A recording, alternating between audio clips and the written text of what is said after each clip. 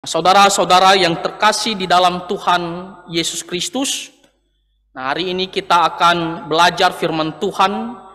Judulnya Bahasa Lidah 2 mengenai melarang bahasa lidah. Sebelumnya kita sudah mendengarkan penjelasan tentang apa itu bahasa lidah atau bahasa roh. Dan dengan jelas sesuai dengan kebenaran firman Tuhan, dikatakan bahwa bahasa lidah atau bahasa roh itu adalah bahasa asing yang dimana ada artinya, yang dimana sekelompok orang bisa mengerti apa maksud daripada perkataan-perkataan yang disampaikan. Jadi bukanlah bahasa yang tidak jelas, yang tidak ada maknanya, seperti yang kita saksikan khususnya di zaman sekarang. Kalau kita melihat di media sosial, di YouTube, kita bisa menyaksikan banyak orang-orang mengaku ini adalah bahasa lidah, bahasa roh. Tetapi ketika kita membandingkan dengan ajaran kebenaran firman Tuhan, jelas itu bukan bahasa lidah sesuai dengan ajaran kebenaran firman Tuhan. Tetapi ada satu hal yang sering mungkin kita dengar juga dari orang-orang yang mengaku bisa berbahasa roh, bisa berbahasa lidah. Ketika kita mengkritik mereka atau mengoreksi mereka, atau kita seolah-olah melarang mereka, maka mereka akan berargumentasi dengan mengatakan tidak punya hak untuk melarang kami untuk berbahasa roh. Bahkan mereka sering mengatakan bahwa ketika kita mengkritik mereka, seolah-olah kita sedang menghakimi mereka berdasarkan apa yang tidak benar. Jadi mereka mengatakan bahwa kita tidak boleh melarang orang untuk berbahasa roh. Walaupun pada dasarnya kita tahu itu bukan bahasa roh, tetapi mereka mengatakan kita sebagai orang Kristen tidak boleh melarang untuk berbahasa roh. Apa alasannya? Mereka mengutip ayat firman Tuhan tadi yang kita sudah bacakan di kitab 1 Korintus pasal 14 ayat 39. Dan di situ dikatakan, karena itu saudara-saudaraku, usahakanlah dirimu untuk memperoleh karunia untuk bernubuat, dan janganlah melarang orang yang berkata-kata dengan bahasa roh. Jelas di situ ditulis, janganlah melarang orang-orang yang berkata-kata dengan bahasa roh. Dengan ayat firman Tuhan ini, maka orang-orang yang di luar sana yang mempraktekkan mengaku itu adalah bahasa roh, mereka mengatakan, lihat kata firman Tuhan. Firman Tuhan saja mengatakan jangan melarang orang yang berkata-kata bahasa roh. Kenapa kamu berani sekarang melarang tidak boleh berbahasa roh? Mereka mengatakan, memangnya siapa kamu? Firman Tuhan jelas mengatakan tidak boleh dilarang. Itu berarti apa?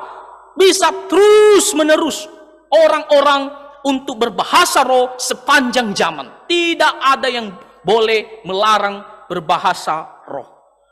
Dan ayat firman Tuhan ini menjadi serangan bagi kita, khususnya gereja-gereja reform, gereja presbyterian yang mengatakan tidak berbahasa roh.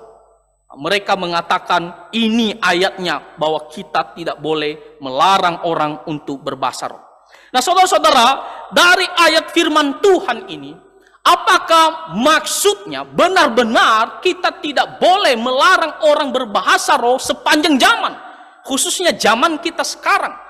Apakah kita tidak boleh lagi mengatakan tidak untuk bahasa roh? Apa maksud daripada bagian firman Tuhan ini? Saudara-saudara, kita sudah belajar sebelumnya tentang kitab 1 Korintus pasal 14. Dan kita melihat konteksnya adalah jemaat Korintus, mereka menggunakan karunia-karunia mereka, khususnya karunia berbahasa lidah, berbahasa roh, tetapi secara tidak beratur.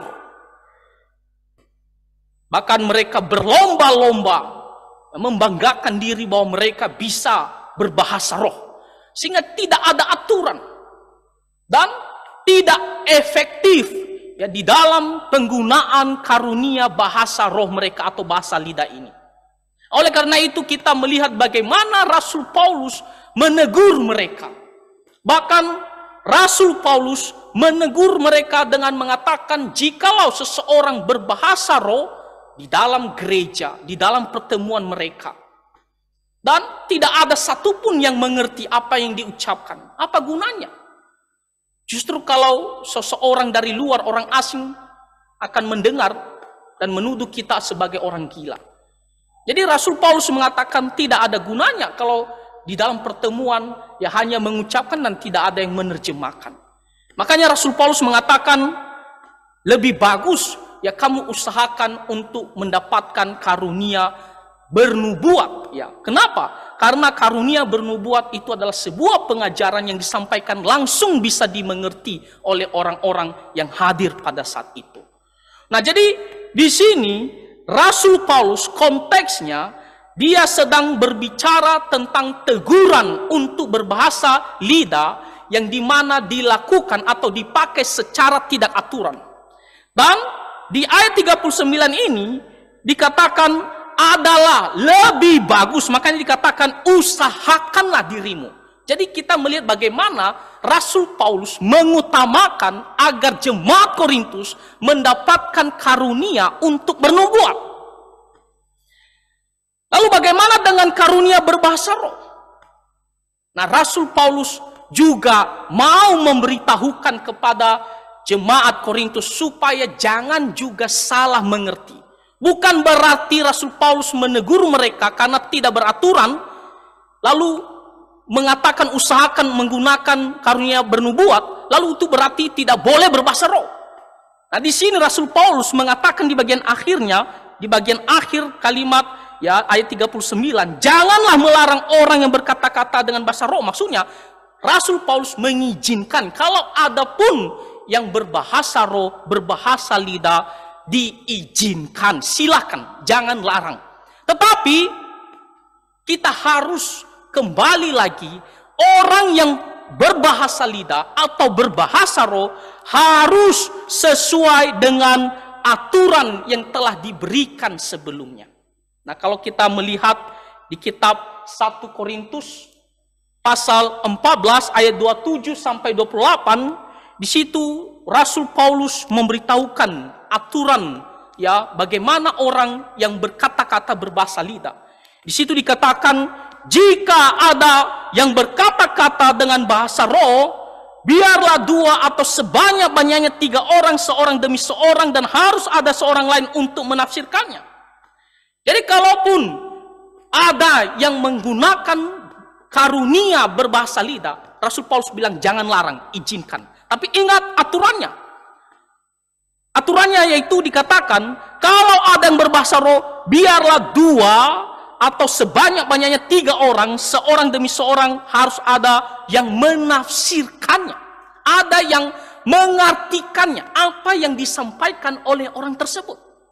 Nah, misalnya, kalau kita di gereja kita sering mengundang pengkhotbah ya dari Singapura, dia menyampaikan dalam bahasa Inggris, ya maka ada yang menerjemahkannya ke bahasa Indonesia. Atau dalam bahasa Mandarin, lalu ada yang menerjemahkannya dalam bahasa Indonesia. Dan dikatakan di sini sebanyak-banyaknya 3 orang. Ya, contohnya kita melihat dari bahasa Inggris, lalu bahasa Indonesia, lalu diterjemahkan ke bahasa Batak misalnya. Nah, dikatakan di sini sebanyak-banyaknya 3 orang harus ada yang menerjemahkannya. Jadi ini adalah aturannya. Lalu kita melihat di ayat ke-28 dikatakan, jika tidak ada orang yang dapat menafsirkannya, hendaklah mereka berdiam diri dalam pertemuan jemaat dan hanya boleh berkata-kata kepada dirinya sendiri dan kepada Allah. Nah, ini adalah aturan yang disampaikan oleh Rasul Paulus. Kalau tidak ada yang menafsirkannya, tidak ada yang mengartikan apa yang disampaikan oleh orang tersebut dalam bahasa roh, maka dikatakan hendaklah dia berdiam diri. Tidak usah bicara, tidak usah sampaikan bahasa lidah. Berdiam diri. Tak usah sampaikan di depan pertemuan atau di depan jemaat karena tidak ada gunanya. Rasul Paulus saja mengatakan di sini, hendaklah mereka berdiam diri. Ya.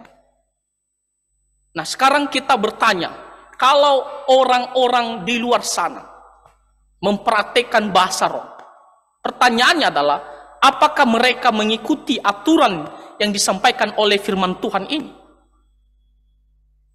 Kenyataannya kita melihat orang mengaku berbahasa roh di depan jemaat dan tidak ada yang tahu, tidak ada yang menjelaskan. Bahkan orang yang kita tanya tersebut, coba kamu kasih tahu dulu apa yang kamu sampaikan, pun dia tidak tahu. Lalu apa gunanya? Dikatakan kamu harus berdiam diri. Hendaklah ia berdiam diri. Tidak usah berkata-kata dalam bahasa roh karena tidak ada gunanya. Kalau tidak ada yang menerjemahkan, tidak memberikan efek terhadap jemaat. Karena pun mereka mendengar, tak tahu apa yang disampaikan. Makanya dikatakan hendaklah ia berdiam diri. Lalu kita melihat di 1 Korintus ayat 14 ayat 40, pasal 14 ayat 40, dikatakan tetapi segala sesuatu harus berlangsung dengan sopan dan teratur. Jadi Rasul Paulus mengatakan, jangan larang, kalaupun ada yang berbahasa lidah, diizinkan. Tapi ingat, segala sesuatu harus berlangsung dengan sopan dan teratur. Jadi bukan sesuka-suka hati kita loh. Saya sekarang ini, saya mau berbahasa lidah, lalu saya berbahasa lidah, lalu yang sana mau berbahasa lidah, lalu berbahasa lidah, lalu jadi kacau. Dikatakan di sini harus berlangsung dengan sopan dan teratur. Dan kita menyaksikan faktanya sekarang, apakah mereka berbahasa roh ya dengan sopan dan teratur. Nah, saya ada beberapa kali menonton sebuah video dan itu dipimpin oleh pendeta-pendeta yang sangat terkenal di Indonesia. Dan kita melihat bagaimana pendeta ini, dia mengatakan, mari kita berbahasa lidah. Lalu dia pimpin mulai berbahasa lidah. Lalu dia minta jemaat, ayo semua berbahasa lidah. Lalu semua berbahasa roh, mengaku berbahasa roh. Lalu suaranya bising sekali, seperti tidak teratur lagi. Jadi kacau. Dan masing-masing dia ucapkan entah apa yang mau diucapkan, yang penting kata yang mana yang lebih cepat keluar dari mulut, ucapkan saja. Jadi bagaimana kita mengikuti ayat firman Tuhan ini? Rasul Paulus mengatakan, jangan melarang, silakan, tapi harus sesuai dengan aturan. Nah, kalau tidak beratur, maka itu berarti tidak boleh dilakukan. Nah, terlebih-lebih kalau seandainya apa yang diucapkan itu bukan bahasa roh, itu lebih parah lagi, dan kita hendaknya tidak usah mengucapkannya. Kalau berbahasa lidah benar saja dikatakan harus teratur, apalagi kalau seandainya yang diucapkan itu bukan bahasa lidah. Dan kita melihat apa yang dilakukan zaman sekarang, bukan hanya tidak teratur, tapi memang apa yang mereka sampaikan itu bukan bahasa lidah sesuai dengan ajaran firman Tuhan. Karena itu tidak ada bangsa manapun, sekelompok manapun di dunia ini yang memiliki bahasa yang diucapkan mereka. Bahkan kalau kita benar-benar mendengar apa yang disampaikan, itu seolah-olah hanya 1, 2, 3 kata diulang-ulang terus. Bahkan seolah-olah bisa dipelajari. Ya, seorang pendeta mengatakan, gampang kau berbahasa roh. Coba sebutkan haleluya, haleluya, lalu pelan-pelan, haleluya, haleluya, lalu cepat, haleluya, haleluya, begitu. Jadi dipelajari. Dan kita melihat kata-katanya hanya segitu-gitu aja. Nah, jadi kalau benar pun itu berbahasa lidah, Rasul Paulus mengatakan harus ada yang menerjemahkan dan harus teratur. Apalagi kalau itu bukan bahasa lidah, jelas, maka itu tidak kita terima, kita tolak. Nah, jadi ayat firman Tuhan di mana Rasul Paulus mengatakan, jikalau ada orang yang berbahasa roh, jangan larang. Tapi ingat aturannya. Tidak boleh, tidak ada yang menafsirkan, dan tidak boleh terjadi secara kekacauan. Nah, itu yang pertama. Yang kedua, ketika Rasul Paulus mengizinkan orang berbahasa roh, apakah itu maksudnya bahasa roh ini tetap ada sepanjang zaman? Nah, kalau kita melihat pada saat itu, kekristenan baru muncul, Injil baru disebarkan, dan tentunya orang-orang yang datang dari luar negeri, yang dimana bahasanya berbeda, mereka tidak akan mengerti apa yang disampaikan oleh para murid jikalau mereka berbahasa bahasa Israel sendiri. Maka Tuhan menggunakan dengan kuasa Roh Kudus, memberikan mereka karunia bahasa lidah, sehingga mereka bisa berkata-kata di bahasa lain. Dan untuk apa? Kalau kita membaca Kisah Para Rasul pasal 2 ayatnya yang ke-11, dikatakan di situ mereka berkata-kata tentang perbuatan-perbuatan besar yang dilakukan Allah. Jadi jelas ya, karunia bahasa lidah diberikan pada saat itu, salah satunya adalah untuk menyampaikan hal-hal tentang Tuhan atau Injil kepada bangsa-bangsa lain ini, supaya mereka bisa mengerti dan supaya mereka bisa percaya kepada Tuhan Yesus Kristus. Nah, lalu bagaimana dengan kita sekarang? Apakah karunia bahasa lidah ini masih terus berlanjut? Waktu Rasul Paulus mengatakan jangan melarang orang berbahasa roh, apa maksudnya? Itu adalah sepanjang zaman terus ada bahasa lidah ini dan boleh dilakukan. Nah, ini adalah sebuah pertanyaan. Nah, saudara-saudara, pada kenyataannya bahasa roh itu sudah berhenti setelah pada zaman para rasul, pada zaman para murid di gereja mula-mula. Sudah berhenti setelah itu. Nah, kita melihat ya sepanjang sejarah gereja, ya setelah para rasul, kita melihat tidak ada lagi bahasa lidah yang sesuai dengan ajaran firman Tuhan. Sudah berhenti. Dari mana kita tahu? Apakah ada indikasi firman Tuhan mengatakan bahwa bahasa lidah itu akan berhenti? Nah, kita melihat di 1 Korintus pasal 13 ayat 8 dan 10. Dikatakan di situ, kasih tidak berkesudahan, nubuat akan berakhir, bahasa roh akan berhenti, pengetahuan akan lenyap. Jadi waktu Rasul Paulus mengatakan jangan larang orang berbahasa roh, itu bukan berarti Rasul Paulus mengatakan sepanjang zaman. Karena pada kenyataannya Rasul Paulus juga mengatakan di 1 Korintus pasal 13 ayat 8 bahwa bahasa roh itu akan berhenti, berakhir, tidak lagi terus menerus sepanjang zaman ada. Dikatakan kasih tidak berkesudahan, baik di bumi maupun nanti di sorga kita tetap menggunakan yang namanya kasih.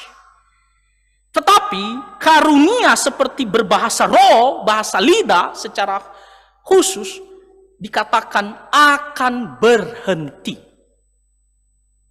akan berakhir. Ada titik di mana bahasa roh itu tidak lagi diberikan kepada orang-orang percaya.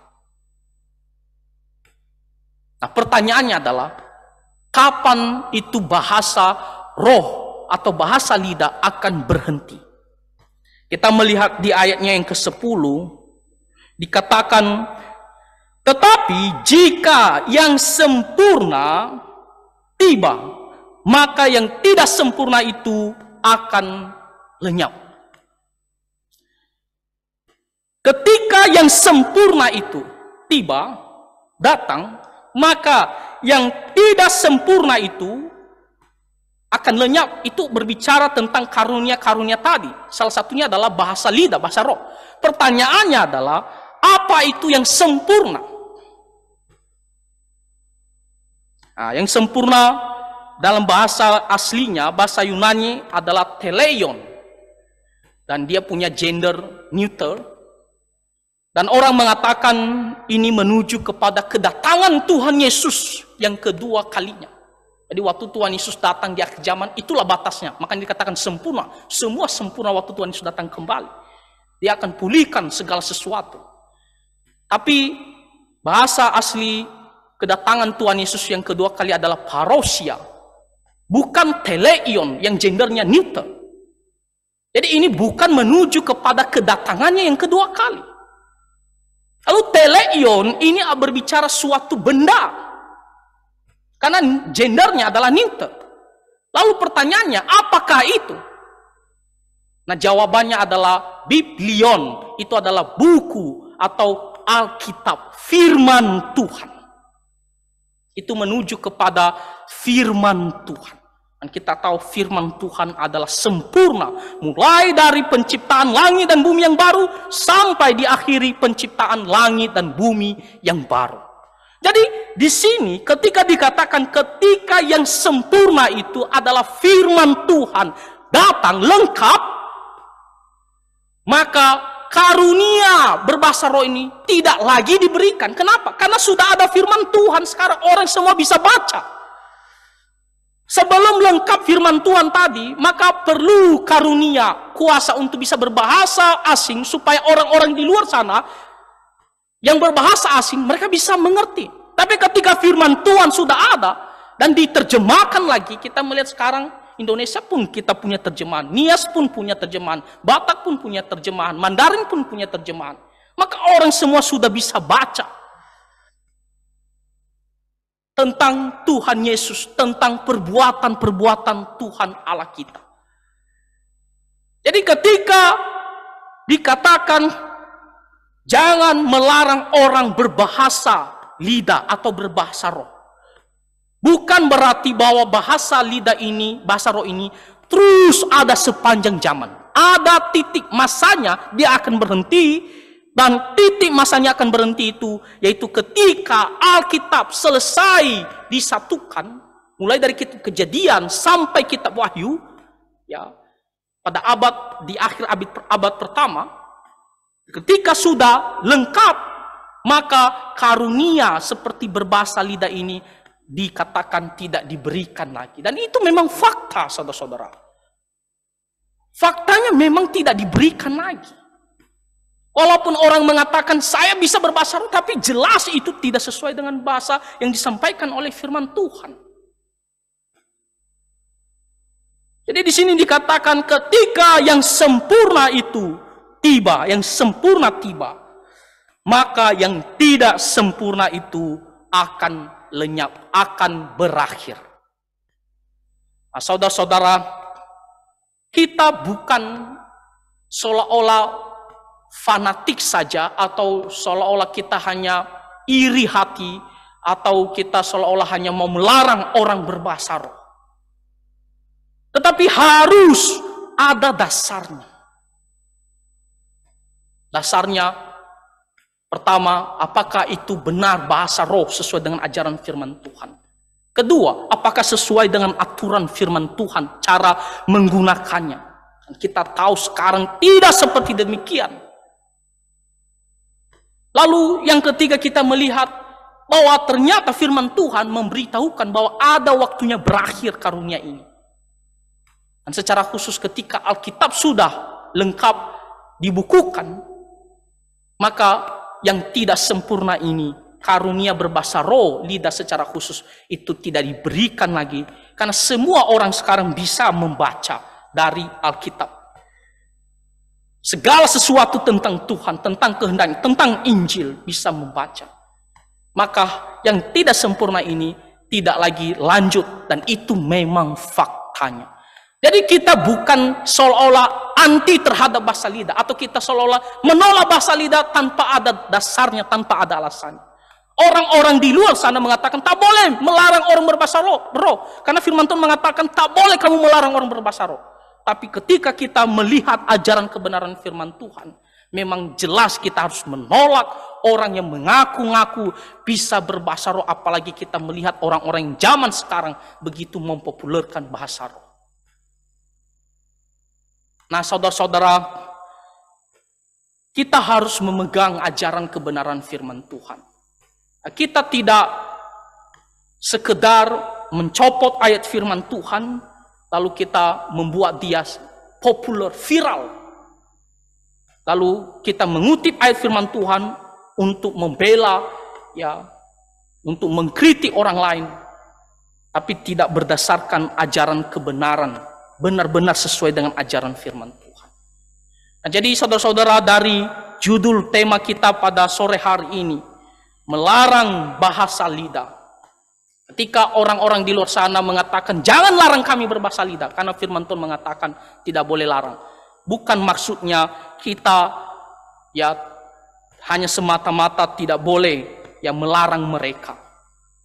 Pertama, karena itu bukan bahasa lidah sesuai dengan Alkitab dan tidak sesuai dengan aturan firman Tuhan. Tidak ada yang menerjemahkan jangan berbahasa lidah, berdiam diri. Dan dikatakan bahwa bahasa lidah pun sebenarnya sudah berhenti. Alkitab yang kita pegang sekarang sudah sempurna. Ya, jadi kita bisa membaca, kita bisa memberitahukan kepada orang, apalagi di media sosial sekarang begitu canggih, ya, untuk menerjemahkan bahasa itu gampang sekali. Bahkan sekarang pun hanya dengan suara kita sodorkan handphone kita, dia berbicara, misalnya bahasa Indonesia, langsung dia terjemahkan ke bahasa lain. Nah, jadi bukan kita hanya semata-mata melarang, tapi karena itu tidak sesuai dengan ajaran kebenaran firman Tuhan. Hendaknya firman Tuhan ini kita bisa mengerti, dan kita jangan kita gampang ya terhanyut ya sensasi orang di luar sana mengatakan, oh ini bahasa roh, lalu kita juga ikut-ikut pergi ya mengatakannya. Dan kita tidak anti terhadap bahasa lidah, karena memang faktanya apa yang terjadi tidak sesuai dengan ajaran kebenaran firman Tuhan. Sebaliknya, mari kita terus pegang ajaran firman Tuhan ini. Jadi bukan hanya sekarang. Ya, suatu hari mungkin kita pergi ke suatu daerah, kita harus hati-hati. Ya, kita harus pegang ajaran firman Tuhan ini. Dan kiranya kita bisa selalu hidup di bawah pimpinan Roh Kudus untuk setia di dalam kebenarannya. Nah, Tuhan menyertai dan memberkati kita semua. Mari kita bersatu di dalam doa. Bapa Surgawi, kami sangat bersyukur untuk firman Tuhan yang kembali mengingatkan kami tentang bahasa lidah yang diajarkan oleh firman. Tolonglah kami ya Tuhan, di tengah-tengah penyesatan, Tuhan, Engkau yang menolong kami dengan Roh Kudus-Mu, supaya kami selalu berjalan sesuai dengan kehendak-Mu, memegang ajaran kebenaran firman Tuhan. Terima kasih ya Tuhan, kami serahkan hidup kami ke dalam tangan-Mu. Ampunilah segala dosa dan pelanggaran kami. Kami berdoa di dalam nama Tuhan Yesus Kristus. Amin.